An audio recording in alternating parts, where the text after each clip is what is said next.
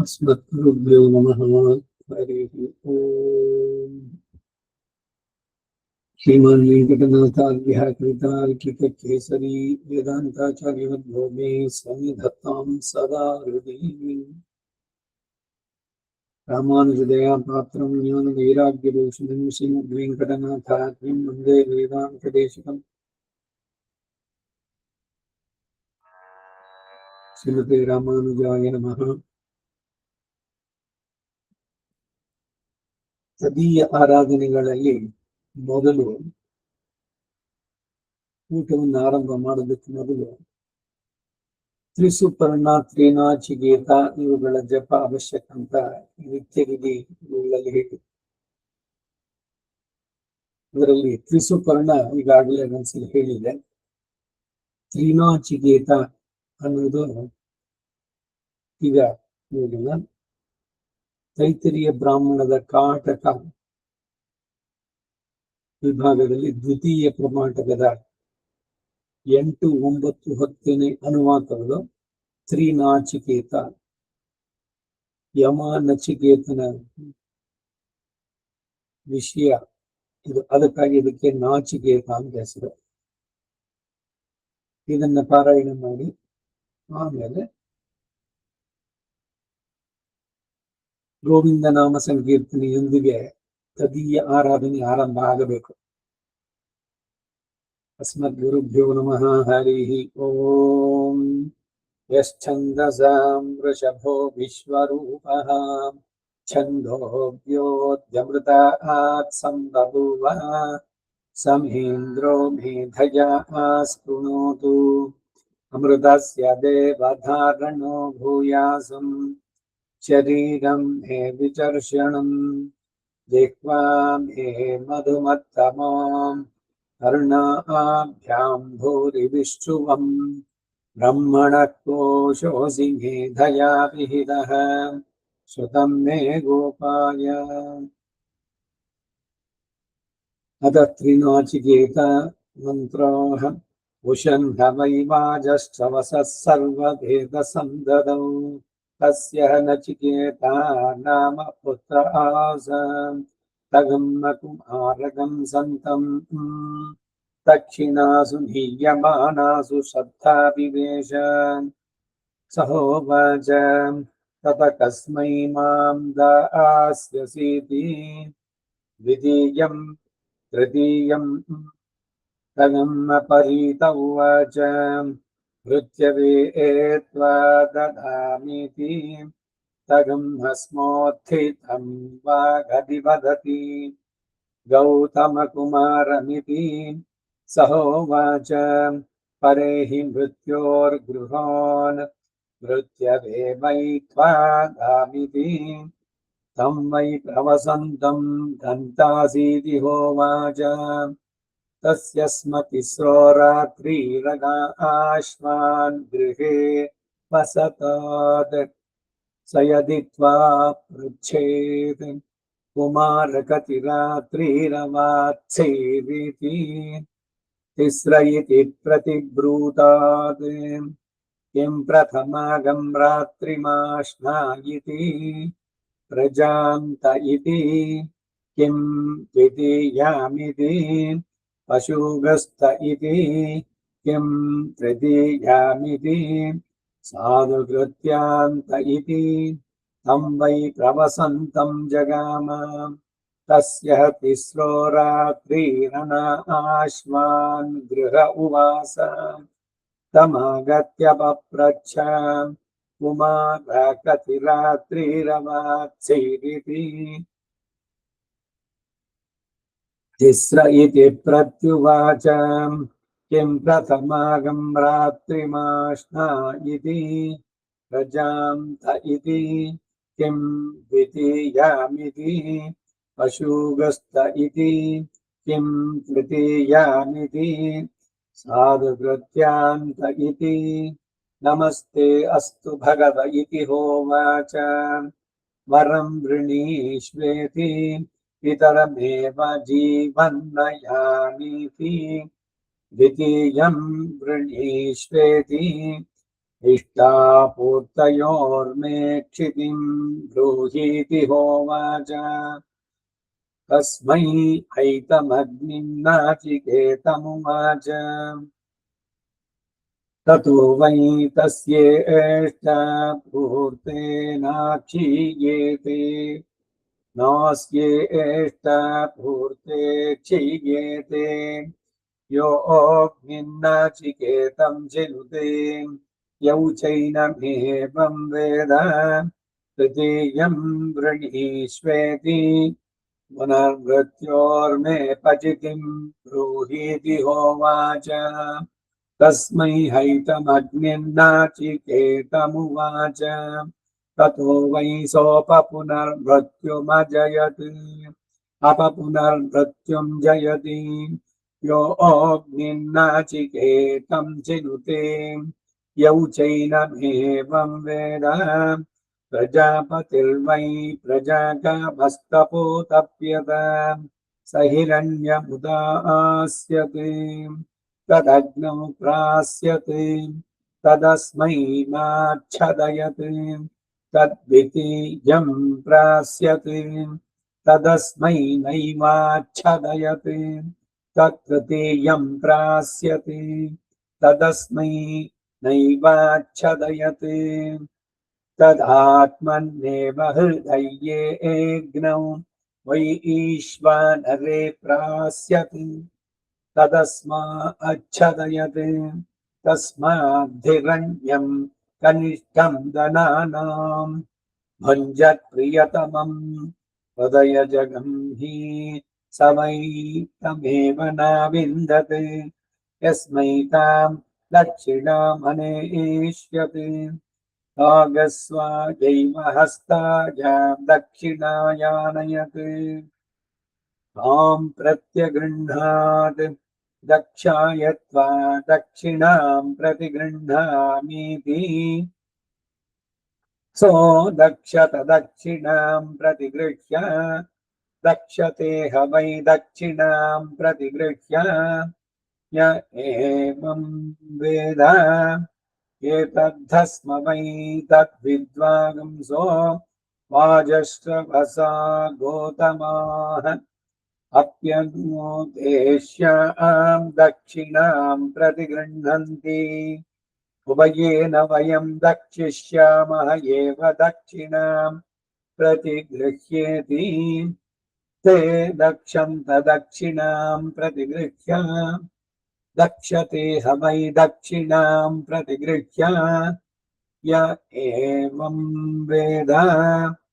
प्रहान्यं प्रीणाति ಎರಡನೆಯ ನಾಚಿಕೇತ ತಗಂ ಹೈತಮೇಕೆ ಪಶುಬಂಧ ಏವೋತ್ತರವೇದ್ಯಾಂ ಚಿನ್ವತೆ उत्तरवेदि संवित एषो अग्निरिति वदन्तः तन्न तथा कुर्यात् एतमग्निं कामेन व्यर्थयेत् स येनं कामेन वृद्धः कामेन व्यर्थयेत् सौम्येव वैदमत्वरे चिन्वीत यत्र वा भूयिष्ठा आहुतयो भूयेरन् एतमग्निं कामेन समर्थयति स येनं कामेन समृद्धः कामेन समर्थयति अतः हैनं पुरर्षयः उत्तरवेद्यामेव सत्प्रियमचिन्वत ततो वै ते विन्दन्त प्रजाम् अभिसर्गं लोकमजयन्त विन्दन्त एव प्रजाम् अभिसर्गं लोकं जयति यो अग्निर्नाचिकेतं चिनुते यौ चैनमेवं वेद अत हैनं वायुर्वृद्धिकामः यथान्युक्तमेवोपदधे ततो वै स एतां वृद्धिमार्ध्नोत् यामिदं वायुर्वृद्धः एतां वृद्धिमृध्नोति यामिदं वायुर्वृद्धः योऽग्निन्नाचिकेतं चिनुते यवुचैनमेवं वेद अत हैनं गोभलो वार्ष्णः पशुकामः पान्तमेव चिक्की पञ्च पुरस्तात् पञ्च दक्षिणतः पञ्च पश्चात् पञ्चोत्तरतः एकां मध्ये ततो वै स सहस्रं पशून् प्राप्नोति प्रसहस्रं पशून् आप्नोति योऽग्निन्नाचिकेतं चिनुते यवुचैनमेवं वेद अत हैनं प्रजापतिर्जैच्छकामो यशस्कामः प्रजननकामः त्रिवृतमेव चिक्कीं सप्त पुरस्तात् तिस्रो दक्षिणतः सप्त पश्चात् तिस्रमुत्तरतः एकां मध्ये ततो वै स प्रयशो ज्यैष्ठ्यमाप्नोत् एतां प्रजातिं प्राजायत यामिदं प्रजा प्रजायन्ते त्रिवृद्वै ज्यैष्ठ्यं माता पिता पुत्रः त्रिवृत्प्रजननम् उपस्थो यो निर्मध्यमा प्रयशो ज्यैष्ठ्यमाप्नोति एतां प्रजातिं प्रजायते यामिदं प्रजा प्रजायन्ते योऽग्निन्नाचिकेतं चिनुते यवुचैनमेवं वेद अत हैनमिन्द्रो ज्यैष्ठ्यकामः ऊर्ध्वा एवोपदधे ततो वै स ज्यैष्ठ्यमगच्छत् ज्यैष्ठ्यं गच्छति योऽग्निन्नाचिकेतं चिनुते यवुचैनमेवं वेद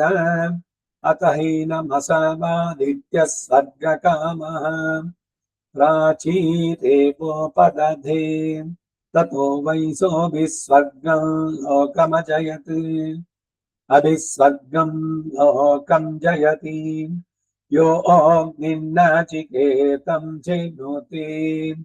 यवुचैनमेवं वेद स यदीच्छेत् तेजस्वी यशस्वी ब्रह्मवर्चसी स्यामिति प्राङ्नाहोतुर्धिष्ण्यानुत्सर्वेत्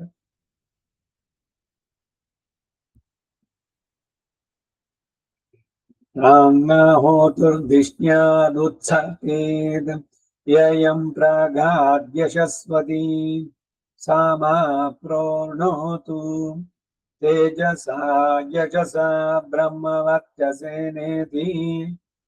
तेजस्वेव यशस्वी ब्रह्मवर्चसी भवति अथ यदीच्छेत् भूयिष्ठं मे श्रद्धधीरन् भूयिष्ठा दक्षिणानयेयुरिति दक्षिणासु नीयमानासु प्राच्ये प्राच्येहीति प्राचीजुषाणा वेत्वाद्यस्य स्वाहेति सुवेणोपहत्याहमनीये जुहुयात् भूयिष्ठमेवास्मै श्रद्धधते भूयिष्ठा दक्षिणानयन्ति पुरीशमुपधाय चितिक्लृप्तिभिरभिमृश्य अग्निं प्रणीयोपसमाधाय चतस्र एता आहुतिर्जुहोति त्वमग्ने रुद्र इति शतरुद्रेयस्य रूपम् अग्ना विष्णु इति वसोर्धारायाः अन्नपत इत्यन्नहोमः सप्तते अग्ने समिधः सप्त जिह्वा इति विश्वप्रीः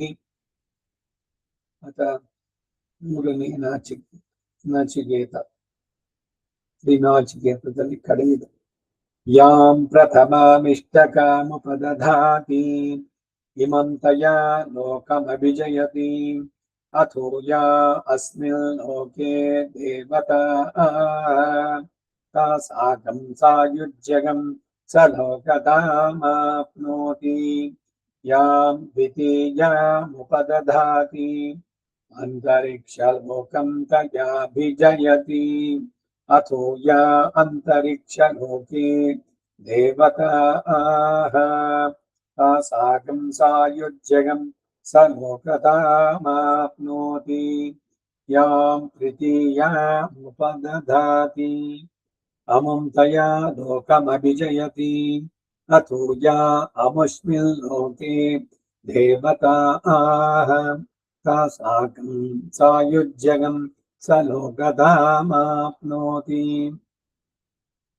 अथो या अमूरितरा अष्टादश य एवामी गुरवश्च वरीयागंसश्च लोकोः तानेव ताभिरभिजयति कामचारो हवा अस्यो ऋषु च वरीयस्सु च लोकेषु भवति यो अग्निन्नाचिकेतं चैद्मुते यौ चैनमेवं वेद संवत्सरो वा अग्निर्नाचिकेतः तस्य वसन्तः शिरः ग्रीष्मो दक्षिणः पक्षः वर्षावुत्तरः शरत्पुच्छम् मासाः कर्मकाराः अहोरात्रे शतमुद्रीयम् पर्जन्यो वसोर्धारा यथा वै पर्जन्यः सुवृष्टम् दृष्ट्वा प्रजाभ्यः सर्वान् कामान् सम्पूरयति एवमेव स तस्य सर्वान् कामान् सम्पूरयति यो अग्निन्नाचिकेतं चिनुते यौ चैनमेवं वेद संवत्सरो वा अग्निर्नाचिकेतः तस्य वसन्तः शिरः ग्रीष्मो दक्षिणः पक्षः वर्षाः पुच्छम् शरदुत्तरः पक्षः हेमन्तो मध्यम् पूर्वपक्षाश्चितयः अपरपक्षाः पुरीशम् अहोरात्राणीष्टकाः एष वासो अग्निरग्निमयः पुनर्नवः अग्निमयो ह वै पुनर्नवो भूत्वा स्वर्गं लोकमेति आदित्यस्य सायुज्यम् यो अग्निं नाचिकेतं चिनुते यौ चैनमेवं वेद हरिः ओम् नमो ब्रह्मणे धारणं मे अस्य निराकरणं धारयिता भूयासं कर्णयो श्रुतं वाच्योर्ध्वं ममामुष्यवो हरिः ओम् श्रीकृष्णार्पणमस्तु।